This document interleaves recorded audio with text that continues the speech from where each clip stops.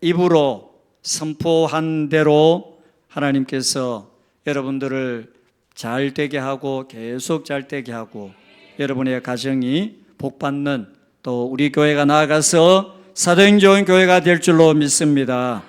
오늘도 사도행전 읽은 말씀을 가지고 도망이 아닌 하나님의 섭리였다는 주제로 하나님의 말씀을 함께 나누려고 합니다. 사도 바울처럼 제가 볼 때 억울한 사람이 있을까 싶을 정도로 우리가 사도행전 말씀을 보면은 사도 바울은 복음 증거한 외에 그가 한 일은 없습니다. 어떤 잘못도 없습니다. 그런데 지금 2년째 그 가이사랴의 감옥에 갇혀 있습니다. 사람의 눈으로, 사람의 시각으로 보면은 지금 사도 바울은 길이 막혔습니다. 그리고 또 어떻게 보면은 지금 현재 되는 것이 없습니다. 계속하여서 일이 안 되고 막히는 그런 상황입니다. 그러나 하나님께서 우리가 생각해 보면은 전능하신 하나님이 사도 바울을 그 감옥에서 충분히 빼낼 수 있습니다. 그런 능력 하나님께 있습니다. 그런데 왜 하나님은 그 빌립보 감옥에서 빼내지 않을까요? 이것은 하나님의 선한 뜻이 있고 목적이 있기 때문이에요. 그 선한 뜻과 목적이 뭐냐? 로마예요. 지금 현재는 모든 길이 막혀 있는 것처럼, 그리고 사도 바울은 더 이상 사도로서의 그 역할을 감당하지 못하는 그런 위치, 그런 모습으로 있지만, 그러나 하나님은 사도 바울을 분명하게 목적하는 그 로마로 하나님이 보내실 것을 믿고 있습니다. 왜? 우리가 지난번에 23장 11절 말씀에서 본 것처럼 그날 밤에 주께서 바울 곁에 서서 이르시되 담대하라, 네가 예루살렘에서 나의 일을 증언한 것 같이 로마에서도 증언하여야 하리라 라는 이 말씀을 사도 바울은 믿고 있습니다. 여러분, 오늘 우리가 신앙생활을 하면서 많이 믿음이 흔들릴 때가 있습니다. 언제냐?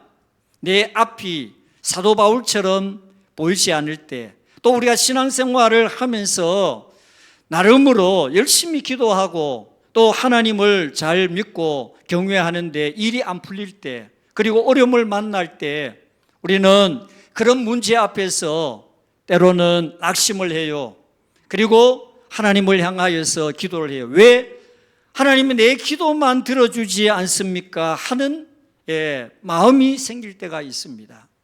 그런데 여러분, 하나님은 지금 현재도 사도 바울을 감옥에 가두어 두신 것처럼 보이지만은 하나님의 시간표는 계속하여 진행형, 즉 바울을 로마로 보내기 위한 현재 그 작업이 계속 진행되고 있다는 사실입니다. 따라서 여러분, 지금 이 시간에도 하나님은 하나님의 섭리와 하나님의 목적과 하나님의 계획을 따라서 계속하여서 그 일이 진행되고 있다는 사실입니다. 그래서 오늘 말씀을 통하여서 우리가 세 가지 정도 우리가 하나님의 말씀을 살펴보려고 합니다. 첫 번째는 사람의 그 어떤 방해, 또 장애물, 또 시련이 하나님의 계획을 결코 막을 수 없다는 거예요. 그 사실을 우리가 오늘 말씀을 통하여 우리가 믿게 됩니다. 새로 부임한 총독 베스도가 이제 로마에서 다시 이 예루살렘으로 왔습니다.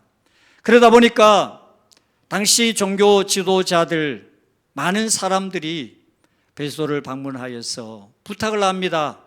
그 부탁의 내용이 뭐냐? 바울을 예루살렘으로 보내주세요. 우리가 생각해 보면은 바울을 굉장히 위하는 것처럼 보이지만은 이 속에는 여러분 저들의 음모가 있습니다. 무엇이냐 하면은 바울을 죽이려고 하는 거예요. 예루살렘으로 옮기면서 이미 여러분 바울을 죽이려고 사람들을 매복시킬 정도로 그렇게 모든 준비가 되어 있는 상황입니다. 이 사실을 바울도 잘 알고 있습니다. 그래서 오늘 읽지는 않았지만은 3절 말씀에 보시면은 베스도의 호의로 바울을 예루살렘으로 옮기기를 청하니 이는 길에 매복하였다가 그를 죽이고자 함이더라 라고 말씀을 했습니다. 여러분 정말 놀라운 사실입니다. 이 사람들이 누구냐 하면은요, 하나님을 믿는 사람들이에요. 하나님을 정말 저들이 잘 믿는 그들이 지금 현재 이런 사람을 죽이려고 하는 계획을 가지고 있습니다. 여러분 생각해 보십시오. 여러분들 지금 예수님을 믿는 성도들이에요. 근데 여러분들의 마음속에 누군가를 죽이려는 생각, 누구를 제거하려고 하는 그런 생각을 품는다면은 여러분 이것은 정말 놀라운 일이잖아요. 어떻게 그럴 수 있어요? 그럴 수가 없는 거예요. 그런데 지금 이 사람들은 바울 한 사람을 죽이기 위하여서 이러한 생각을 하고 있다는 겁니다. 여러분 사실 죄라는 것이 이렇게 무서워요. 이들은 하나님을 믿는 사람들이에요. 하나님을 경외하는 사람들이에요. 그런데 하나님을 경외한다고 하는 이 사람들의 마음 속에 이 악한 살기가 가득한 모습을 가지고 있다는 거예요. 그래서 여러분 죄라는 것은요, 오늘 사람들의 그 마음 속에 보면은 종교라는 그 이름, 하나님을 경외한다는 그 이름으로 많은 사람들의 마음 속에 이 악함이 도사리고 있고 자리 잡고 있다는 사실이에요. 우리는 그렇지 않습니다. 천만에요. 여러분 우리가 기도해야 되는 이유, 성령 충만해야 되는 이유가 뭐냐? 우리가 잠시라도 하나님의 말씀을 붙잡지 않고 기도하지 않으면 성령이 떠나고 나면은 우리의 마음속에 언제라도 이 악함이 마귀가 틈을 탈 수가 있습니다. 그래서 제가 무서운 거예요. 오늘 여러분 이들이 가지고 있는 의라는 그 모습이 한순간에 하나님이 떠날 때 사람을 죽이는 그러한 살인과 죄로 바꿀 수 있다는 것입니다. 그런데 놀라운 사실은 이 사람들이 죽이려고 하는 바울에게 오늘 이 사도행전을 기록한 누가는 계속하여 강조하는 것이 하나 있어요. 뭐냐? 저들은 죄를 뒤집어서 바울을 죽이려고 하는데 누가는 바울에게 어떠한 잘못도 어떠한 죄도 없다라고 계속 강조를 합니다. 자, 오늘 7절 말씀을 한번 봅니다. 7절 여러 가지 중대한 사건으로 고발하되 능히 증거를 대지 못한다라고 했어요. 자, 여러분 오늘 말씀에 보면은 여러 가지 이 사람들은 이런 이유 저런 이유 어떻게 하면은 바울을 제거할까 죽일까 온갖 여러 가지 죄목을 뒤집어 씌우려고 말을 많이 합니다. 그런데 오늘 말씀에 누구도 바울의 제목을, 바울의 잘못을 말하지 못하더라는 거예요. 그러니 여러분 증거가 없습니다. 죄라는 것은 뭐예요? 증거 원리잖아요. 증거가 없으면은 죄를 뒤집을 수가 없는 거예요. 그래서 사람들은 죄를 짓고 어떻게 합니까? 증거를 없애려고 해. 증거를 조작하려고 해. 증거가 없으면은 죄가 성립이 안 되는 거예요. 그런데 지금 현재 이 바울에게 죄를 뒤집어 씌우려고 하는데 증거가 없어. 실제로 바울이 죄를 지은 것도 아니에요. 그래서 여러분 보시면은 죄를 지은 사람은요, 항상 불안합니다.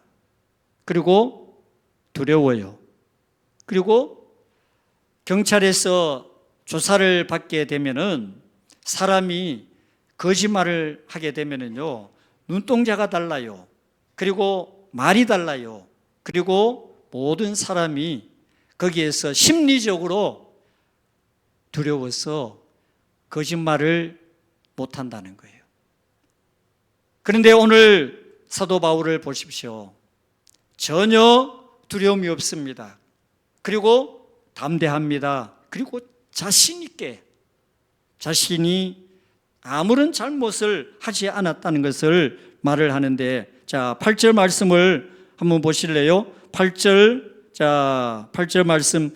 유대인의 율법이나 성전이나 가이사에게나 내가 도무지 죄를 범하지 아니하였노라 라고 말씀을 해요. 여러분, 이 말씀은 뭐예요? 실제로 사도 바울이 이 사람들이 아무리 죄를 덮어 씌워서 바울을 죽이려고 했지만은 죄를 지은 증거를 찾을 수가 없다는 거예요. 왜? 바울이 잘못한 것이 없기 때문에. 아무 잘못을 하지 않았습니다. 그래서 사실 재판을 맡은 베스도 총독 역시 바울에게 그 죄를 찾지를 못해요. 발견을 못하는 거예요. 그런데 이 사람은 지금 막 총독으로 부임을 했어요. 오늘 9절 말씀을 잘 한번 보세요. 여기 보면은 아주 재미있는 표현이 있어요. 뭐라고 했느냐? 베스도가 유대인의 뭐를 얻고자 했다고요? 마음을 얻고자. 예, 여러분, 우리로 말하면은 인기, 정치하는 사람은 인기가 있어야 되잖아요. 그래, 인기를 얻으려고 지금 어떻게 하느냐? 바울더러 묻되 네가 예루살렘에 올라가서 이 사건에 대하여 내 앞에서 신문을 받으려느냐라고 이야기를 해요. 자, 여러분, 오늘 이것이 뭐냐 하면요, 세상의 모습이에요. 믿지 않는 사람들의 모습 속에서 이런 모습이 있습니다. 여러분, 저는 직장 생활을 해본 적이 없어요. 그래서 직장의 문화를 잘 모릅니다. 그러나 뭐 여러 가지를 통해서 알 수 있는 것이 하나 있어요. 뭐냐? 직장에 여러분 어떻습니까? 내가 하지 않는 일에 대하여서 사람들이 어떻게 하느냐? 모함을 해요. 그래서 억울하게 자기가 그 모함을 자기가 한 것처럼 뒤집어 쓰는 일이 얼마나 많은지 몰라요. 여러분, 그런 거 경험하지 않습니까? 예? 여러분, 가정에서도 마찬가지예요. 사실보다는 우리가 가정에서 부부간이든지 부모 자녀간이든지 사실보다는 감정이 앞서가지고 말을 할 때가 많아요. 교회도 마찬가지. 여러분, 우리가 보면은 다 믿음이 좋고 충만한 것 같잖아요. 그런데 여러분, 교회만큼 시기 질투가 많은 곳이 없어요. 우리가 남이 잘 되면은 축복해 줘야 되잖아요. 그런데 진짜 너무 신기한 거는 축복을 안 해줘. 사촌이 땅을 사니까 배가 아픈 것처럼 교회에서 주보에 축복된 그런 일 광고 나오면은 누구도 한번 축하해 주지를 않아. 왜 그럴까요? 사람 심리가 그래. 이게 배가 아픈 거야. 지금 바울이 지금 현재 당하고 있는 일이 전부 다 이런 모습이에요. 그러나 여러분, 우리가 적어도 예수 믿는 성도들은 우리가 이런 부분들을 극복하고 그리고 정말 축복하고 그리고 위하여서 함께 어려운 일 당한 사람들의 어려움을 내 어려움처럼 함께 기도할 수 있는 그런 믿음이 되어야 됩니다. 그게 진짜 성도의 모습이에요. 그런데 오늘 말씀을 보면은 이런 모습이 없어요. 위하는 모습이 없어요. 어떻게 하면은 깎아내릴까? 그리고 할 수만 있으면은 바울을 죽이려고 이렇게 온갖 여러 가지 모습을 동원하는 거예요.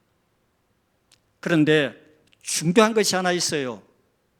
아무리 여러분 사람이 방해하고 또 그걸 막고 그리고 태클을 걸고 그렇게 해도요, 하나님의 일에는 그 어떤 요만큼의 영향도 없이 하나님은 계속하여 하나님의 역사로 하나님의 계획과 하나님의 뜻과 목적을 따라서 진행되고 앞으로 나아가고, 그리고 그 모든 일들이 결국에는 하나님의 뜻이 이루어지는 역사가 만들어지는 줄로 믿습니다.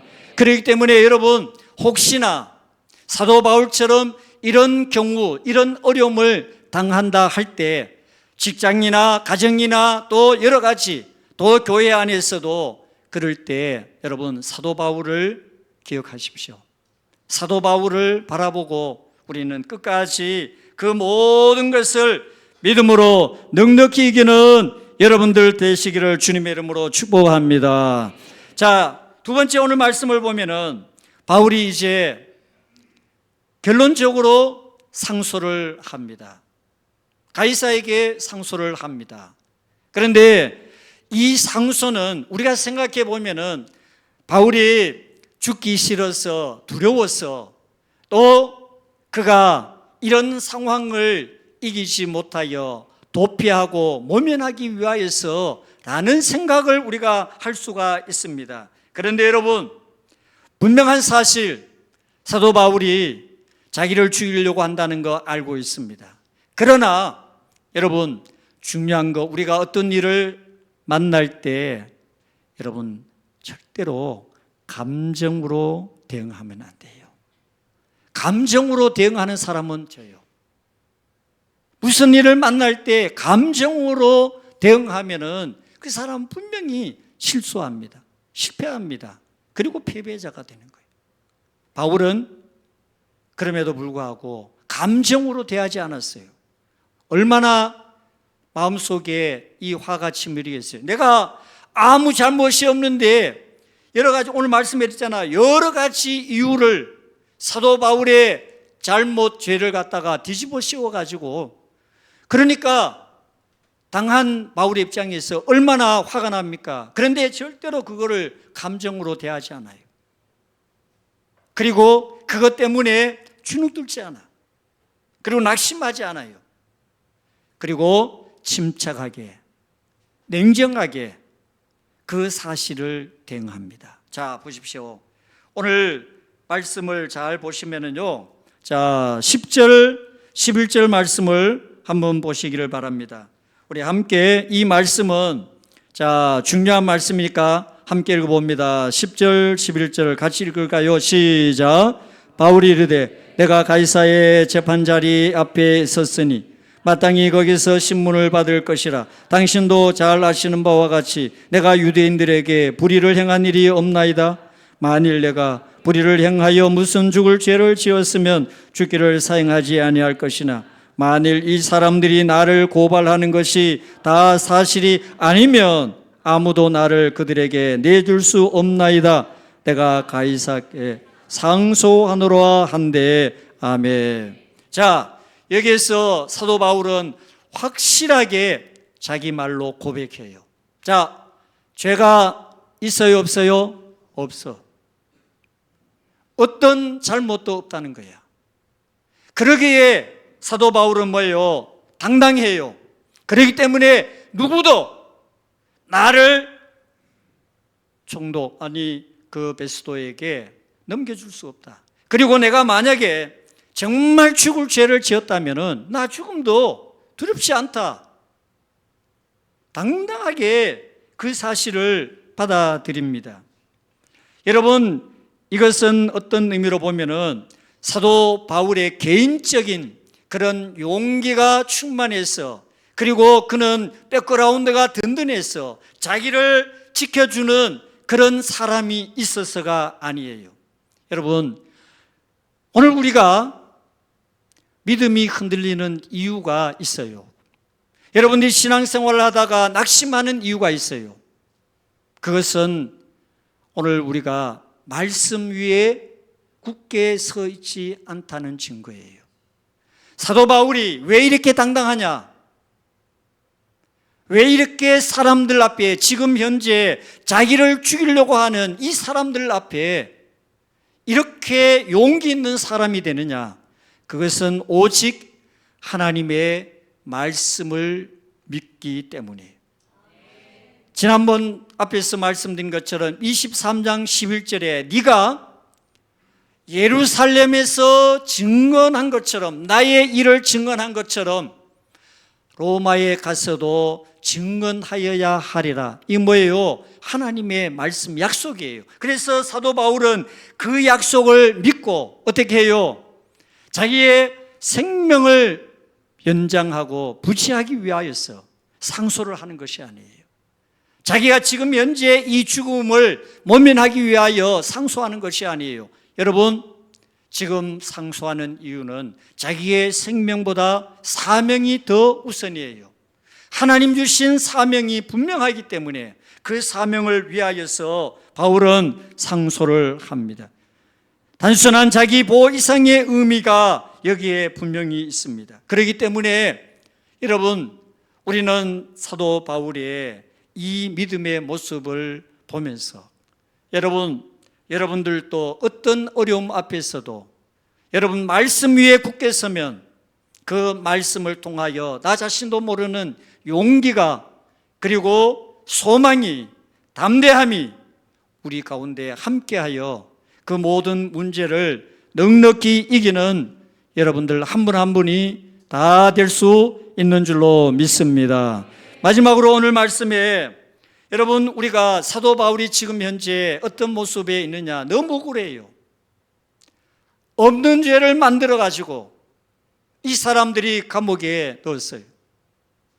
잘못이 없는데 잘못이 있는 것처럼 그렇게 했어요. 그런데 여러분, 인간적으로 보면, 사람의 관점으로 보면은 분명히 억울한 부분이 있습니다. 그런데요, 우리가 하나님의 시각으로 보면은 여기에 분명하게 한 가지 놀라운 사실이 하나 있어요. 그게 뭐냐? 하나님의 섭리가 있다는 섭리. 여러분, 이 섭리가 뭐예요? 하나님의 목적과 계획과 뜻이 있다는 거예요. 그게 뭐예요? 바울을 로마로 보내는 거예요. 이게 하나님의 계획이고 섭리예요. 그런데 여러분, 오늘 말씀해 보면은, 자, 마지막 12절을 마지막 부분에 뭐라고 그랬습니까? 내가 가이사에게 상소하였으니 가이사에게 갈 것이라. 여러분, 이 사실은 사도 바울이 일관되게 한결같이 로마를 목적하는 가장 중요한 이유가 뭐냐? 로마 여행을 가는 것이 아니에요. 목적이 뭐냐? 오직 복음을 증거, 로마에 가서 복음을 증거하는 것, 이것이 바울의 가장 중요한 목적이에요. 그래서 여러분, 오늘 이 말씀을 보면은 사람들은 바울을 붙잡고 있습니다. 감옥에 가두었습니다. 그리고 복음을 증거하지 못하도록 지금 바울을 묶어두고 있습니다. 그런데 사람의 이러한 방해가 하나님의 능력을 막을 수가 있느냐? 결코 없다는 거예요. 하나님은 지금 사람들은 이렇게 바울을 묶어두고 있지만은 이 가운데서도 지금도 하나님은 사도 바울을 로마로 인도하기 위한 그 과정과 시간을 지금 현재도 계속하여 만들어가고 있다는 거예요.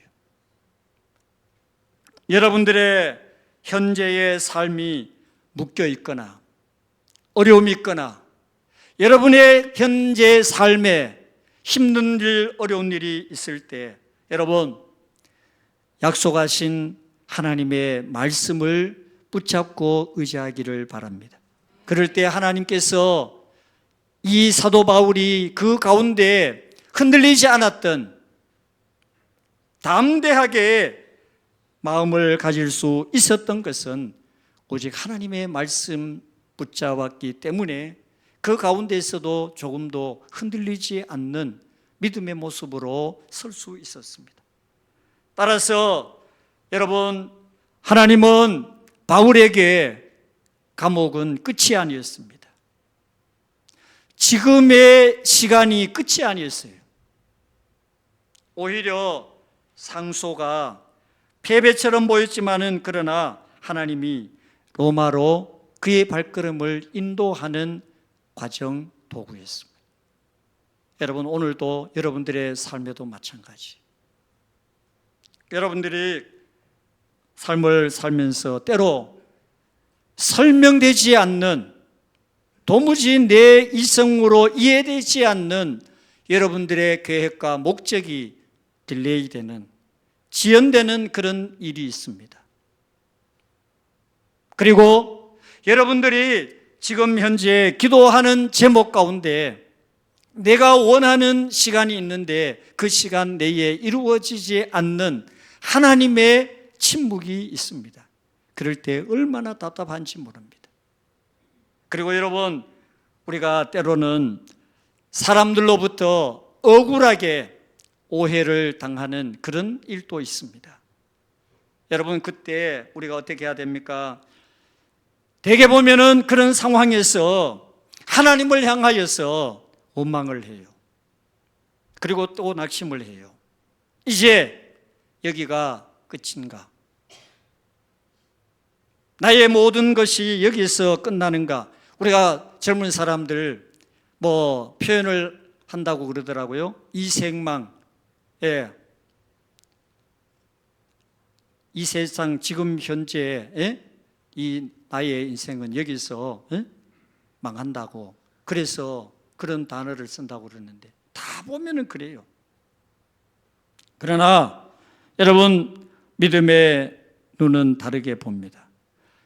여러분의 눈에는 지연처럼, 막히는 것처럼, 안 되는 것처럼, 끝나는 것처럼 그렇게 보이지만, 그러나 하나님께서는 여러분들의 그 모든 상황, 환경 형편을 하나님의 뜻대로, 하나님의 계획대로, 하나님의 목적대로 하나님이 이끌어 가시는 것을 여러분들이 믿으셔야 합니다.